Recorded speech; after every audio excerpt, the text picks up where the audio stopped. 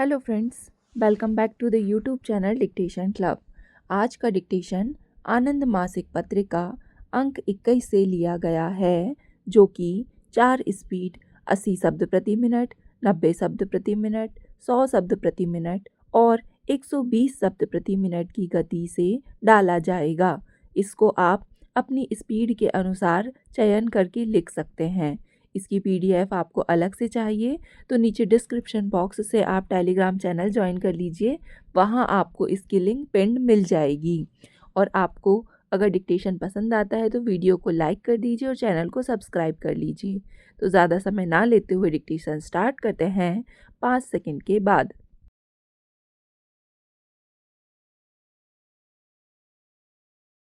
उपाध्यक्ष महोदय, जब तक हम विद्यार्थियों और नौजवानों को इस प्रकार के राजनैतिक क्रियाकलापों में भाग लेने का अवसर नहीं देंगे, तब तक उनमें हम जो लोकतांत्रिक संस्कार या जिम्मेदारी की भावना पैदा करना चाहते हैं, वह पैदा नहीं कर सकते।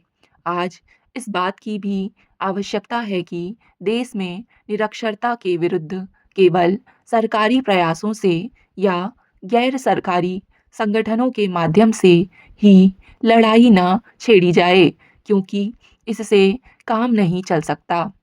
मैंने देखा है कि समस्त गैर सरकारी संगठन केवल सरकारी अनुदान खाने का एक माध्यम मात्र हैं और दूसरी ओर सरकार के साधन सीमित हैं। इसलिए आवश्यकता इस बात की है कि नौजवानों में प्रेरणा जागृत करने के लिए साक्षर सेना का गठन किया जाए। देश में इसके लिए व्यापक आंदोलन हो, जिसमें इस देश के नौजवान समयबद्ध, कालबद्ध एक समय सीमा के अंतर्गत पूरे देश को साक्षर बनाने का संकल्प लें। सरकार इस दिशा में पूरी ताकत लगाए। इसके अलावा भूमि सेना का गठन भी हो सकता है। अभी हमारे उत्तर प्रदेश के मुख्यमंत्री ने उत्तर प्रदेश में भूमि सेना का गठन किया है।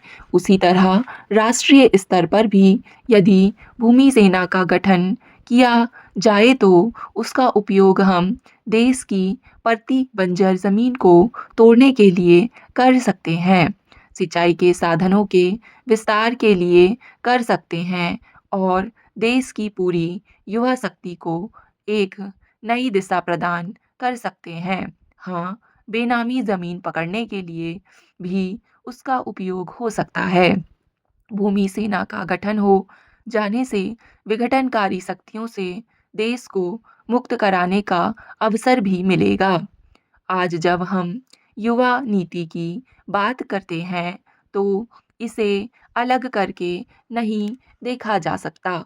इसके लिए आवश्यक है कि हम अपनी वर्तमान व्यवस्था में आमूल-चूल परिवर्तन लाएं, क्योंकि यदि हमने देश में साक्षर सेना बनाई, भूमि सेना बनाई तो उसका उद्देश्य क्या हो? आज हमारे समाज में जिस तरह की विषमता है, हमारे समाज में जिस तरह की संस्कृति फल फूल रही है कि जो जितनी ज़्यादा मेहनत करेगा, पसीना बहाएगा, वह उतना ही खाने को मोहताज रहेगा और दूसरी ओर जो जितनी कमीशनखोरी करेगा, इधर का माल उधर करेगा, वह मज़ा करेगा। आज हमें समाज में पसीने की कीमत को, पसीने की इज़्ज़त के को फिर से प्रतिष्ठित करना होगा, ताकि समतावादी समाज की स्थापना की जा सके। सभापति महोदय, महिला आयोग बिल इस सदन में 22 मई को लाया गया और 28 अप्रैल को हमारी सरकार ने एक कॉन्फ्रेंस का आयोजन किया और उसमें पूरे देश के लोगों को और महिलाओं के क्षेत्र में अगुआ लोगों को आमंत्रित किया। उस कॉन्फ्रेंस में इस विधेयक का पूरा विचार विमर्श किया गया और वहाँ प्रस्तुत सिफारिशों के आधार पर मंत्री महोदय ने यहाँ पर संशोधन प्रस्तुत किए हैं। माननीय सदस्य का भाषण मैंने सुना और ऐसा लगा कि उन्होंने विधेयक का और मंत्री जी द्वारा प्रस्तावित संशोधनों का अवलोकन नहीं किया है और भी कई माननीय सदस्यों ने इस विधेयक के बारे में भ्रांतियां बताईं। मैं समझता हूँ कि यह राष्ट्रीय मोर्चा सरकार का एक क्रांतिकारी कदम है। इससे पूर्व कांग्रेस शासन में महिला सुधार के बारे में, महिला कल्याण के बारे में कई आयोग स्थापित हुए होंगे, कितनी ही कमेटियां बनी होंगी, लेकिन आज तक उसका कोई ठोस स्वरूप देश के सामने प्रस्तुत नहीं किया गया। यह पहला अवसर है कि राष्ट्रीय मोर्चा सरकार ने अपने घोषणा पत्र में किए गए वायदे के अनुसार यह क्रांतिकारी कदम उठाया और इस विधेयक को सदन में प्रस्तुत किया। सभापति महोदय, पहले इस विधेयक के अनुसार 5 सदस्यीय आयोग की बात थी और उसमें यह प्रावधान था कि इसमें अनुसूचित जाति तथा जनजाति की महिलाओं का सहवरण किया जाएगा। लेकिन अब संशोधन प्रस्तुत करके उस 5 सदस्यीय आयोग को बढ़ाकर 7 सदस्यीय करने का प्रस्ताव किया गया है और उसमें एक महिला अनुसूचित जाति और एक अनुसूचित जनजाति से होना अनिवार्य कर दिया है। इस तरह से इस आयोग को ठोस रूप प्रदान किया गया है।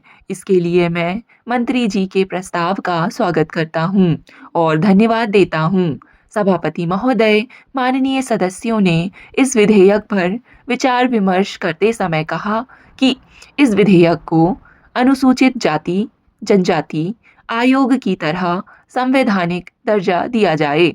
मैं इस विचार से सहमत हूँ, लेकिन यह पहला कदम है और यह स्वागत योग्य है और इसको जो संवैधानिक दर्जा प्रदान किया गया है, उससे यह अपने आप शक्तिशाली है और उसके लिए मैं धन्यवाद देना चाहता हूँ। हालांकि अत्याचार, जुल्म और अन्याय जो राज्यों के अंदर होता है, उसमें केंद्र हस्तक्षेप नहीं करता, परंतु इस विधेयक के अंदर यह प्रावधान है कि आयोग ऐसे स्थानों पर जहां पर महिलाओं के साथ अन्याय हुआ है, हस्तक्षेप कर सकता है। महोदय, सरकार में जो लोग सत्ता के शिखर पर बैठे हुए हैं, उस पर पीठासीन हैं, वे केवल नौजवानों को अनुशासन की शिक्षा देते हैं। आज समाज में अनुशासनहीनता का इतना बड़ा खतरा नहीं है, जितना बड़ा खतरा मर्यादाहीनता का है।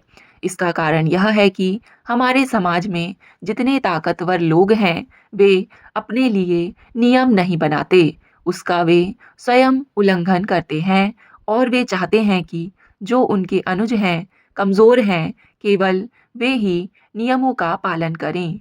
इसलिए मैं इस बिल में सबसे पहली बात कहूँगा कि नौजवानों में राजनैतिक चेतना जागृत होनी चाहिए और इसके लिए जो अनिवार्य शिक्षा है, मैं उसका समर्थन करता हूँ।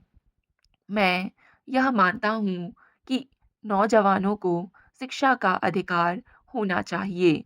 साथ ही साथ छात्रावास में जो पौष्टिक आहार की बात है, उसकी सस्ते दर पर व्यवस्था होनी चाहिए। विद्यालयों और विश्वविद्यालयों के प्रबंधों में नौजवान का, विद्यार्थियों का योगदान होना चाहिए।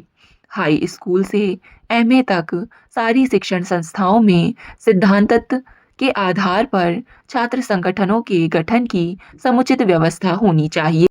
डिक्टेशन पसंद आए तो वीडियो को लाइक तथा चैनल को सब्सक्राइब ज़रूर करें। धन्यवाद।